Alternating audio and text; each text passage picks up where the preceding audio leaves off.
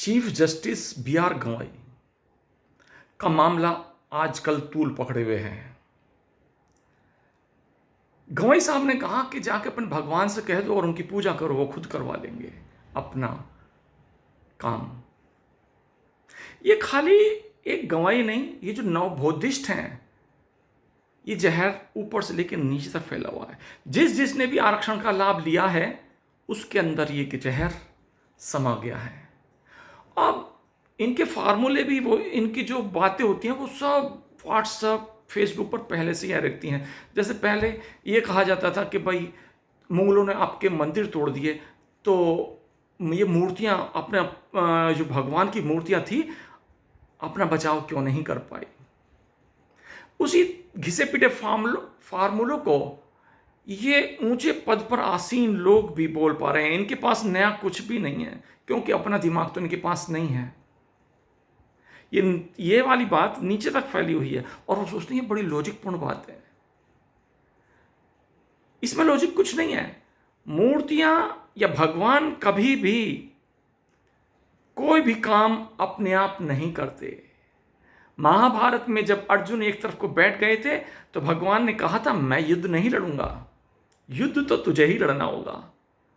तो याद रखो गवई साहब, युद्ध मूर्तियां नहीं लड़ती, युद्ध भगवान नहीं लड़ते, युद्ध तो आम उनके चहेतों द्वारा, उनके भक्तों द्वारा ही लड़ा जाता है।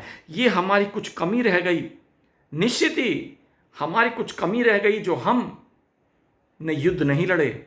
नहीं, आप भी इतना बोल नहीं पाते।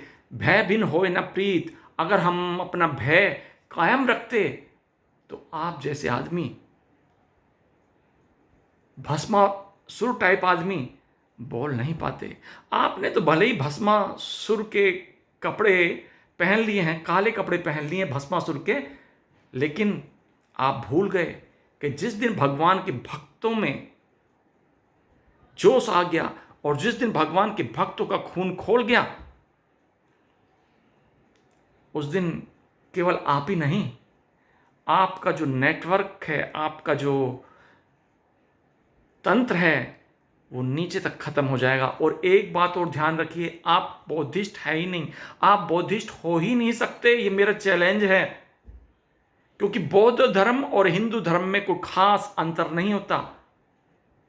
बौद्ध को तो आपने इसलिए ग्रहण कर लिया क्योंकि बाबा साहब ने ग्रहण कर लिया था, और लेकिन बाबा साहब ने यह नहीं कहा कि तुम सनातन का विरोध करो, सनातन को गालियां बको।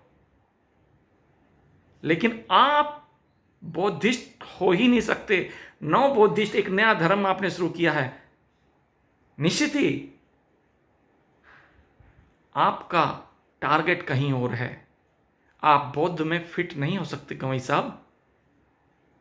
इसलिए अपने ऊपर से ही बहरूपिये की खाल उतार दीजिए और सच सच बताइए कि आखिर आप चाहते क्या हैं।